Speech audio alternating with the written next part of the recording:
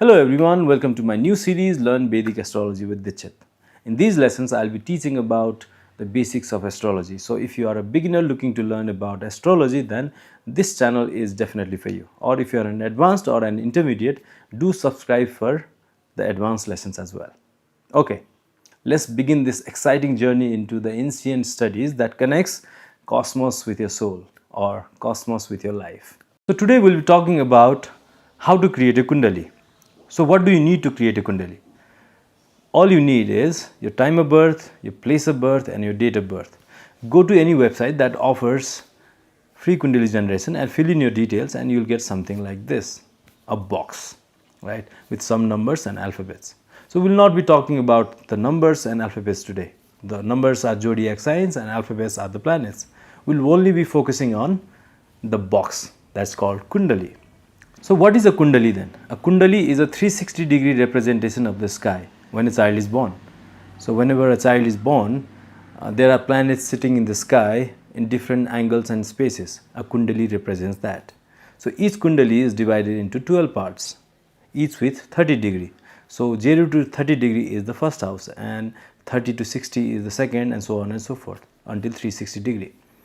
So based on the characteristics of the first house, second house, the things they represent, we can analyze a person's personality, their future, their past, their present and even their past lives.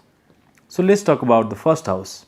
The first house is called Lagna or ascendant.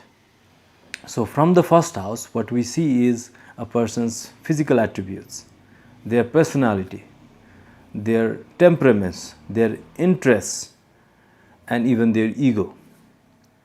From the second house, we see the speech part. The mouth part is represented by the second house. The wealth and possessions. Second house is also about early life and family upbringing. Third house represents courage, their effort, siblings, communications, and short travels as well. Fourth house represents mother, home, inner peace, emotions, vehicles and possessions. Fifth house represents children, intuition, education, intelligence, creativity, romance.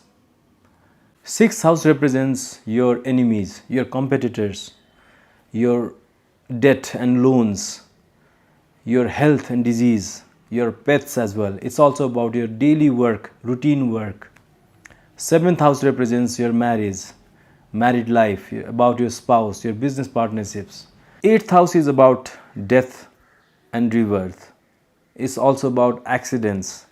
It's also about hidden mysteries. It's also about transformations. Your hidden wealth, inheritances are all seen from these houses. Ninth house is about spirituality, your fate. Your father's house is also ninth house. Your long distance travel, higher studies is also seen from this house. 10th house is about karma, your career, your social status, your name and fame. All these are seen from these houses. 11th house is about your friends, your social network, your income, also about your desires. 12th house is about expenditure, isolation, your subconscious mind, your liberation, your moksha is seen from 12th house. By analyzing all these 12 houses, the planets and the zodiac signs located in these houses, we can predict about a person's future, we can know about the past and the present as well. So one thing you need to understand is astrology is not all about prediction. It's also about guidance. It's also about timing. It's also about karma. It's also about your choices and your purpose in life. So if you like this lesson, please do like, subscribe and share, and we'll see you in the next lesson all about zodiac signs and their characteristics. Thank you.